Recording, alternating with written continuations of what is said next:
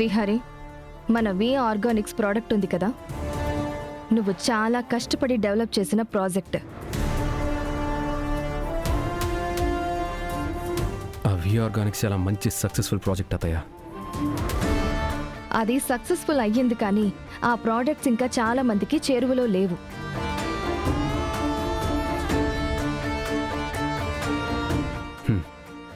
అవును అత్తయ్య, అదే లిమిటెడ్ ప్రోడక్ట్. దాన్ని నేను ఎక్స్పెన్షన్ చేయాలనుకుంటున్నాను విహారీ. ఎక్స్పాన్షనా? అవును విహారీ, మనం ఇన్వెస్ట్మెంట్ పెట్టకుండానే ఈ 2 తెలుగు రాష్ట్రాల్లోనే కాకుండా బయట రాష్ట్రాల్లో చాలా రీటైల్ స్టోర్స్ అండ్ రెప్యుటేషన్ ఉన్న ఒక కంపెనీతో నేను వి ఆర్గానిక్స్ డెవలప్మెంట్ కోసం చేతులు కలపబోతున్నాను.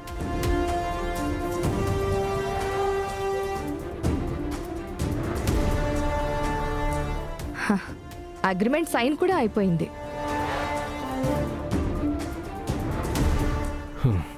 గుడ్ ఐడియా అత్తయ్య.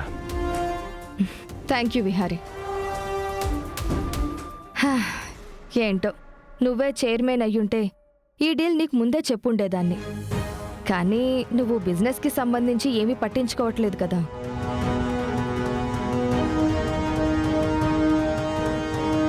అత్తయ్య, నువ్వు తీసుకునే ప్రతి నిర్ణయం నాకు చెప్పక్కర్లేదు. నువ్వేం చేసినా మన కంపెనీ బాగు కోసం, మన కుటుంబానికి లాభం వచ్చేలా చేస్తావు. నువ్వు ఆ రోజుల్లో అలా ఆలోచించడం వల్లే కదా నేను నా హయాంలో బిజినెస్ డెవలప్ చేశాను.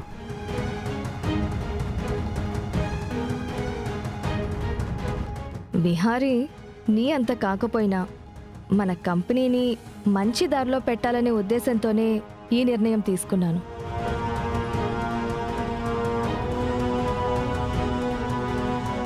యాజ్ యూ విష్ అత్తయ్య, యూ కెన్ ప్రొసీడ్.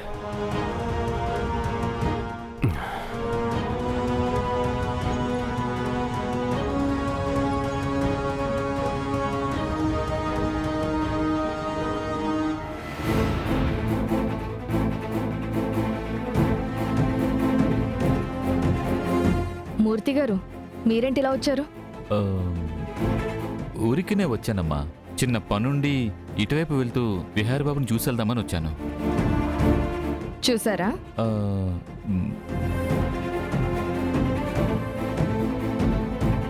ఇంక వెళ్ళండి. అలాగేనమ్మా.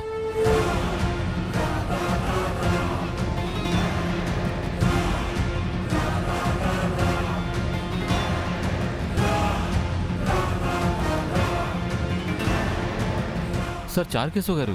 మూర్తి గారు, మీరేంటి ఇలా మా ఇంటికి వచ్చారు?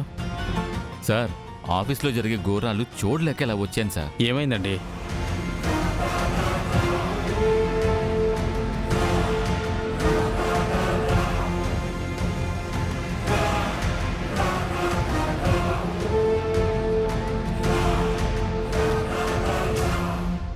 ఈ విషయం విహారీ బాబుకి చెప్దామని వచ్చా.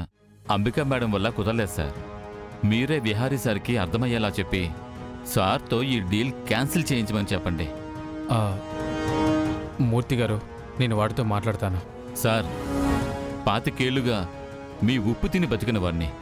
దయచేసి సార్ని రమ్మని చెప్పి మన వి ఆర్గానిక్స్ కంపెనీని కాపాడండి సార్.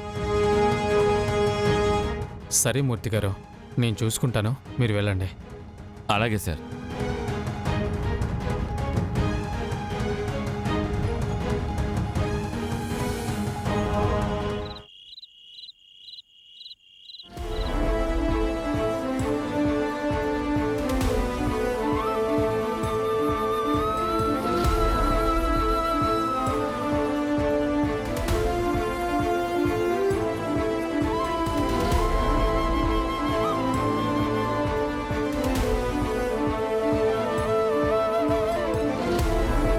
రేపు మార్నింగ్ వరకు నాకు టైం ఉంది.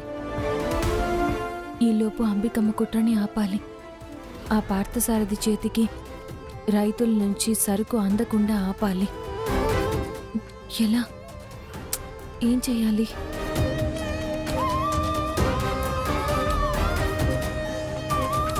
దేవుడా, ఆఫీస్లో జరగబోయే పరిణామాల్ని చూస్తుంటే అంబికమ్మ చాలా పెద్ద కుట్రే పన్నబోతున్నారనిపిస్తోంది. ఆ కుట్రను ఆపి పార్థసారథి చేతికి సరుకు వెళ్లకుండా చెయ్యాలి అంటే నాకు ఏదో ఒక్క అవకాశం కావాలి. ఆ అవకాశం ఏంటో నాకు దారి చూపించు దేవుడా.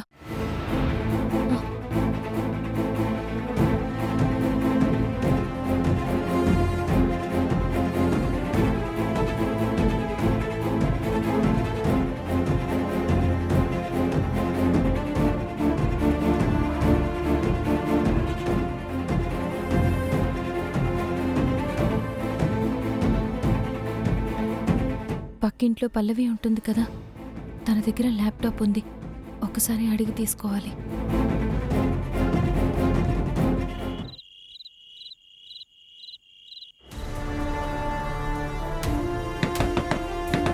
పల్లవి, పల్లవి.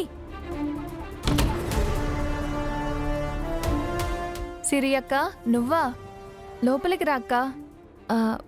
పర్వాలేదు, నువ్వేం అనుకోకపోతే నాకు ఒక చిన్న హెల్ప్ చేస్తావా? చెప్పక్క, ఏం చేయాలి?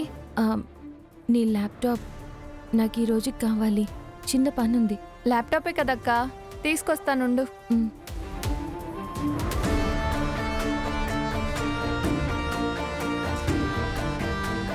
ఇదిగో అక్క, నాకిప్పుడు దీంతో పని లేదు, నువ్వు తీసుకో.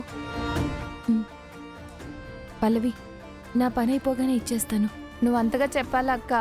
ఏం పర్లేదు, నీ పని అయిపోయిన తర్వాతే ఇవ్వు. థ్యాంక్స్ పల్లవి.